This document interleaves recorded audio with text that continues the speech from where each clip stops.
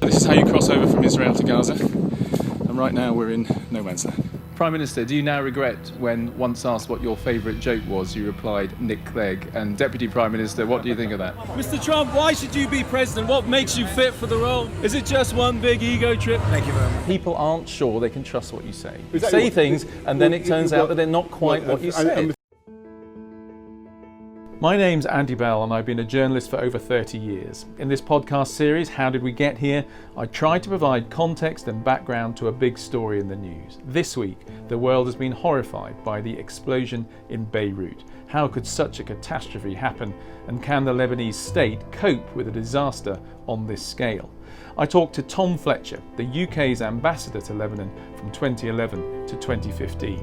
He tells me about the dysfunction at the heart of the Lebanese state and the country's decades of suffering, but also the resilience of its people and his love for the country. Tom Fletcher, thanks very much for talking to us for this edition of How Did We Get Here? You know Lebanon very well.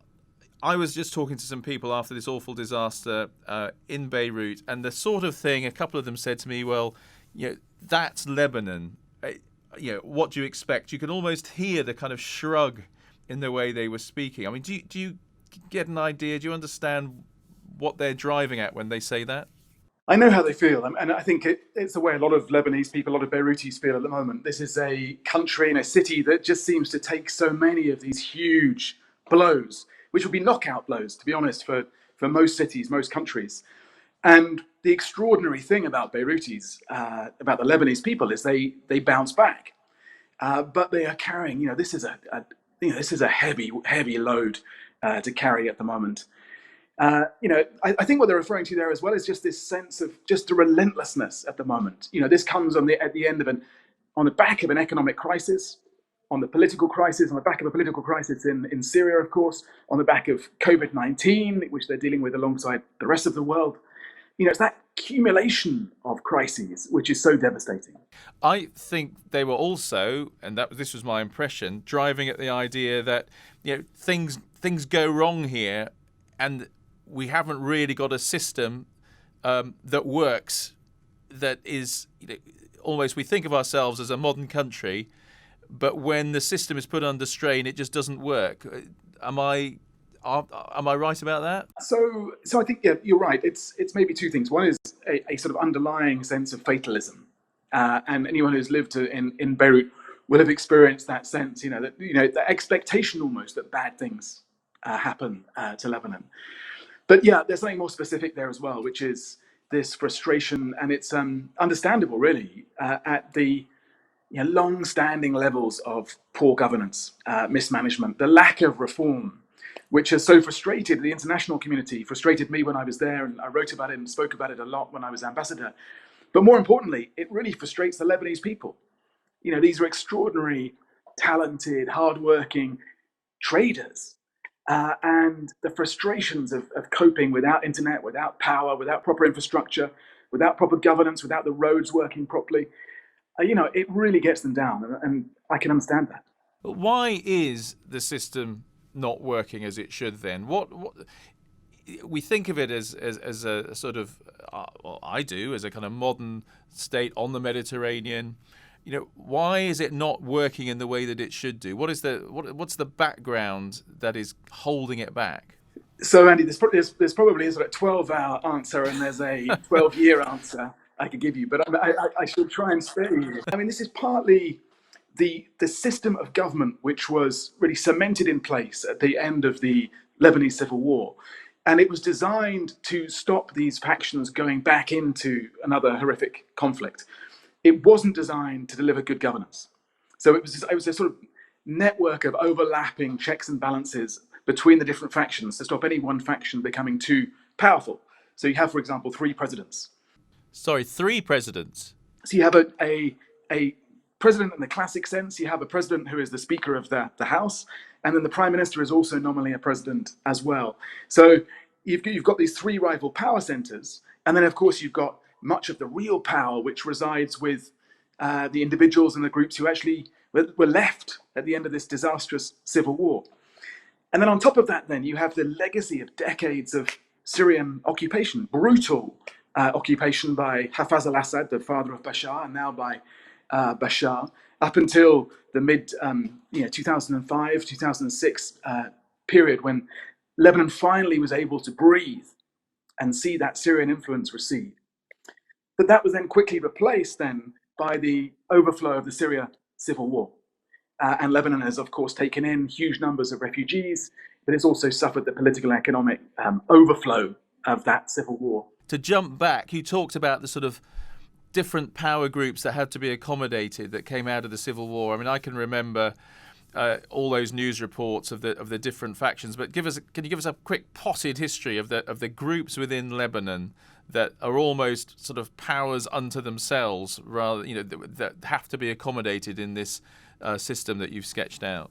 So there are over 20 different communities, and many of the groups, communities that were most under pressure in the 20th century actually found refuge in the mountains of Lebanon. It's a very mountainous terrain. So for people running away, actually escaping these big conflicts between empires rising and falling, and Lebanon's always been a hinge for those sorts of conflicts, it was a natural refuge. But really, for these purposes, you've really got three main communities. You've got the Christian community, which are mainly Maronite Christians. And then you've got the Muslim community divided into Sunni Muslims and Shia Muslims. It's a huge oversimplification of it all. And many Lebanese friends will already be, if they're watching this, listening, will be cross with me for making it sound as straightforward as that. But that's the basic breakdown. And the point is that to preserve peace, you had to come up with this kind of slightly different system of government, well, a very different system of government that essentially accommodates all these power centres, and it doesn't necessarily make for good government. Exactly. And it actually is, you see it now with a horrific crisis like this. Everyone's looking for someone in particular to blame. The thing with the Lebanese system is it's quite difficult to find that accountability in the system, to find one person or one group, one ministry, one minister, one official to blame, because it's actually a challenge of wider governance, and a lot of it is about the structures. I think with hindsight, one of the things that we prioritized during my time in Lebanon, 2011, 2015, we were so determined to keep Lebanon stable with that overflow of the Syria conflict, with the Arab Spring. We really prioritized stability. And at times, I think we prioritized stability over reform. We didn't push hard enough. And what the donors are doing now, and fair play to them really, the international community, is really stressing Lebanon has to take these economic and political reforms if it is to rebuild after this crisis. And I think all of us want to get as much targeted, focused aid in as we can now to help the relief effort to start to rebuild the city. But that has to be accompanied by a period of real, painstaking, laboured reform. Otherwise, we'll just be facing other crises like this in the future. But the people of Lebanon obviously are fed up in lots of ways, but are they also part of the problem in the sense that maybe are their first loyalties to the state, to Lebanon, to the country, or is it to the group from which they come and to which maybe do they owe a prior loyalty if they're Christian or if they're Shia or if they're Sunni? Is that part of the issue as well? So I think all Lebanese people feel a great sense of Lebanese identity. They feel very strongly that this Lebanese spirit that runs through them. Where they feel less of an identity is about that connection to a state, because they don't feel that the state has delivered for them the basics of security, justice, and opportunity that they're really looking for. I think the more religious or sectarian allegiance might come through more at election time. It might come through more in the political rhetoric. Certainly politicians use that to strengthen their power bases. I don't think that people are waking up every morning and saying, I'm a Druze, I'm an Alawite, I'm a Sunni, I'm a Christian. But it's a legacy of the civil war that you are much, much more aware of those identities. But you're also conscious that with the state not really working, actually the resource you get, the support you get often comes from those communities rather than from what we would think of as a state. Because famously Hezbollah mainly the Shia Muslim group, is famously one of the most effective community level organisations in the country of Lebanon, isn't it? Well, it is. It has a reputation on the ground, particularly in the south, as being quite efficient about actually delivering some of those functions that we would think would be state functions around education and health, and rebuilding after the conflicts with Israel and so on. But ultimately, that doesn't help Lebanon then build a functioning state itself. It can't survive really as a group of mini states. It has to find a way to come together around a national vision. And I used to talk, ironically, actually, given where we are today, about Lebanon 2020, and almost set 2020 as a point on the horizon when people could come together around some sort of shared idea of what the country was about. And obviously, 2020 will be remembered very sadly for much more tragic reasons now. When let's look at what's happened. Obviously, this awful disaster, and the Prime Minister says, "Okay, we're going to go after the people responsible," and some people have been put under house arrest. Do you think the people of Lebanon would have any faith that really the people responsible would ever face any kind of justice? Is it just that sense that things don't work that way in Lebanon? Well, remember, this is a country that has been blighted by some horrific political assassinations, and over decades, really, very few of those really responsible for those assassinations have then faced justice. Another irony is that this was the week when we were supposed to hear the results of the special tribunal into the assassination of Prime Minister Rafiq Hariri back in 2005. So, I can see why people would feel cynical about the chances of actually getting answers and getting justice. I think there's a risk sometimes that individuals, and they might be junior ones, will be held up and perhaps scapegoated when there's a sense that people need someone to blame. But actually, there's a more systematic crisis here, a more systematic challenge, and that's what the Lebanese people are saying. They're saying it's the system that has to change, not just the individuals. Do you have any hope that this disaster will be such a traumatic event that it could actually be a catalyst for bringing about some sort of real change? I always hope that. I remain one of the last optimists about Lebanon, even at a moment like this. And I think what you're seeing on the ground is that the response now is being the rebuilding, the clear up effort, the rescue effort is actually being led by individuals and by community groups, by NGOs, and the people have more confidence in those sorts of groups. And the more that they can show that they're delivering, I think the more confidence the Lebanese people can have that they can pull through this moment. It's a big challenge for all of us, whether Lebanese people or actually international donors, is because of the lack of trust, the lack of confidence in the government. People are very unwilling actually to put resource and time and energy into anything that's going through the government as part of the recovery effort. But maybe, in that grassroots recovery is also the grassroots of a political recovery as well. I just want to ask you something else, which is it's impossible to talk about Lebanon without talking about the outside powers. You've mentioned Syria already, but the outside powers who've played such a role in the country's history, usually for the worse. And that still goes on, doesn't it?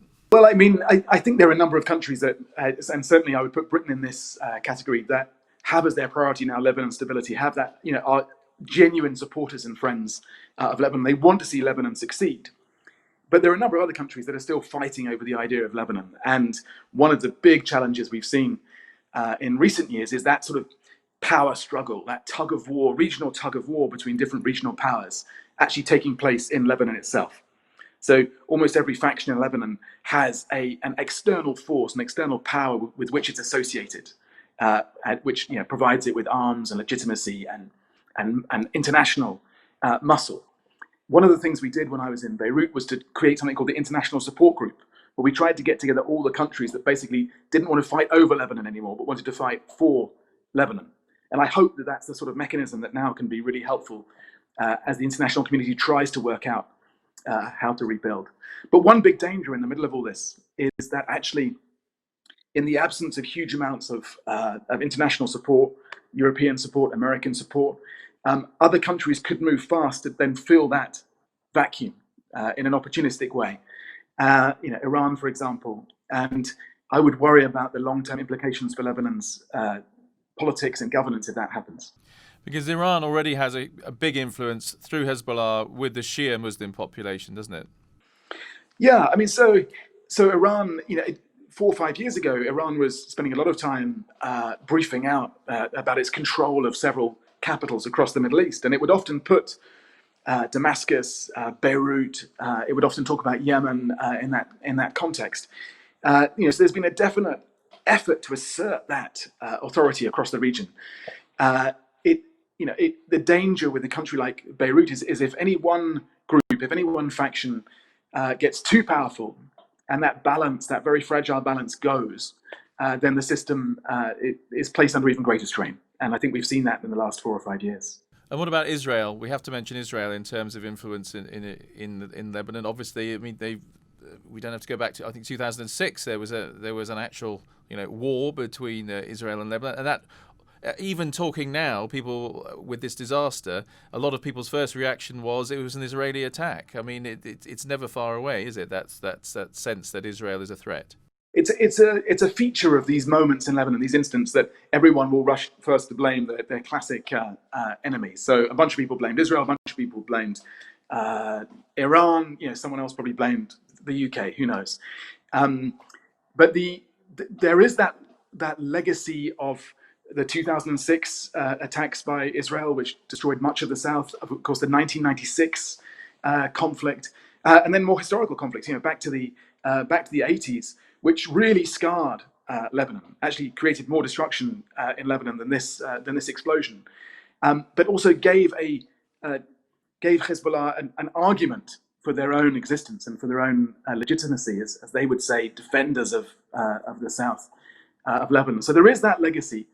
There's also, of course, the legacy that many Palestinian refugees fled from Israel in the second half of the 20th century, and that also created demographic challenges within Lebanon, and was one of the roots of the Lebanese civil war. So that history is definitely a real factor in the problems facing Lebanon today. I mean, I've taken a fairly sort of negative view of Lebanon, but I mean, I suppose you could also argue that given everything the country has faced in its history, given all the different peoples that have to live side by side, given the fact they've taken goodness knows how many refugees from Syria, it's kind of amazing that they soldier on, if I can put it like that. Yeah, I mean, I think that has to be the real takeaway from this moment when we're shining more of a light on this extraordinary place, this resilient people. Actually, Lebanon at its best is this incredible model for coexistence between all these different groups. And 1 in 3 people is a refugee. Can you imagine the impact of that sort of influx of people from overseas on the UK, for example? On our systems. So I think we have to recognise that dynamic. And I really hope that people are moved now to contribute through the Lebanese Red Cross, through other organizations on the ground, and see this as a moment when we have to stand by this extraordinary but battered population. And what's one thing that maybe the Lebanese could do that you think would move them into a new phase of the state's existence? It's tough. You need people to keep calm, carry on. You need people to carry on building businesses. Incredibly creative ideas in Lebanon. You need, frankly, more people to go into politics to really own the solutions now. And I understand the frustrations. I understand why people will feel that it's hopeless, really, about their chances of changing politics. We need more women going into politics. Only then will Lebanon be able to start to rebuild that political structure for the better. They need to change. Are you fond of the place? Good memories of the place? Oh, completely. I was there at a very challenging time with the Syria conflict. We had a lot of these bombs going off. I lost very close friends. I had to travel around with a team of 8 bodyguards all the time because of the threats to me. So there were tough aspects to it, but it was absolutely unforgettable. It was the experience of my life, really, and the generosity of the people, the beauty of the country, that sense of bounce back ability, the resilience that's built on not centuries but actually millennia of coping with moments like this is is just incredibly compelling. It's a very easy place to be touched by. It's a very easy place to fall in love with. What's their view of the UK? Are we one of the good guys, or are there profound suspicions about our role in the Middle East? So obviously, in terms of the deeper history, the French tend to get more of the flak as the former colonial power, and actually the Brits did quite a lot at the end of the colonial period to help the Lebanese move towards independence. A guy called Edward Spears, who was very active then in encouraging that independence movement on behalf of Churchill, who'd appointed him. So the Brits don't carry as much of that historical baggage. They do carry a bit of baggage around the perceptions of many in Lebanon about the Balfour Declaration, about the Sykes-Picot Agreement, these big moments in imperial history that really carved out the current Middle East with all its strengths and flaws.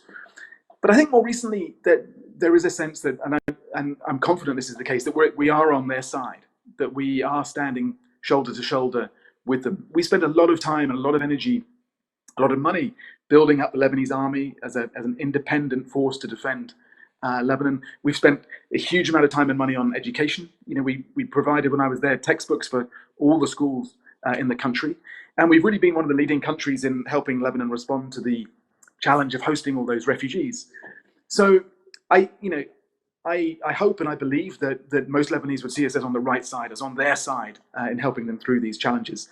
But they'll all be watching closely now to see who is delivering the support that they need. It's been great to see countries move fast on that, including the UK. But we mustn't let that fade away when this stops being top of the headline. Tom Fletcher, thanks very much for talking to us. Let's hope that there are better times ahead for Lebanon and they can come through this immediate crisis soon. They can maybe see a little bit of a better future. But thanks very much for talking to us. Thanks, Andy. Former Ambassador to Lebanon, Tom Fletcher. A heartfelt plea for better times for Beirut and Lebanon. If you have thoughts on this or ideas for another podcast, you can email me on andy.bell@itn.co.uk and I'm tweeting at AndyBell5News. Thanks for listening to this edition of How Did We Get Here? There'll be another along soon.